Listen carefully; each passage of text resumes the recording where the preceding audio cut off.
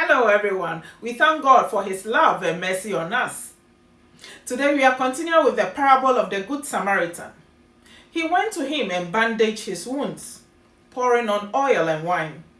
Then he put the man on his own donkey, brought him to an inn and took care of him.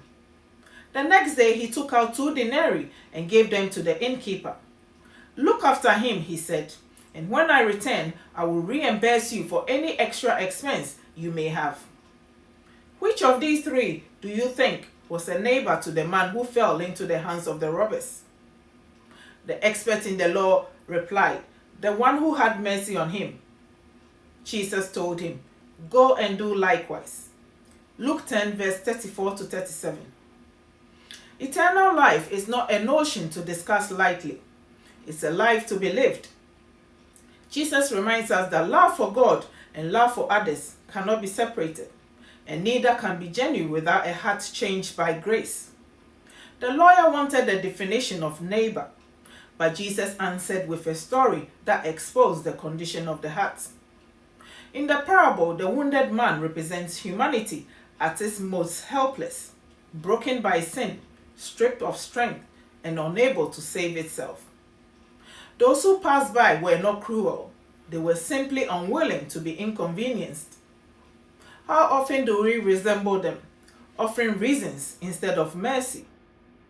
The Samaritan, despised and unexpected, became the true neighbor because he allowed compassion to interrupt his plans and cost him something.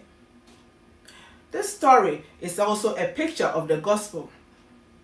We were the wounded travelers, and Christ was the one who stopped. When we could not help ourselves, he drew near, healed us, and paid the price for our restoration. He loved us when we were strangers, even enemies.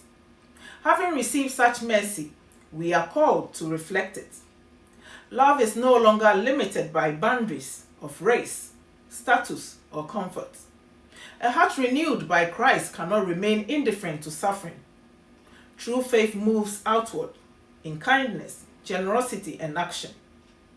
Today, as we reflect, can we ask ourselves, who has God placed in my path that I may be tempted to overlook?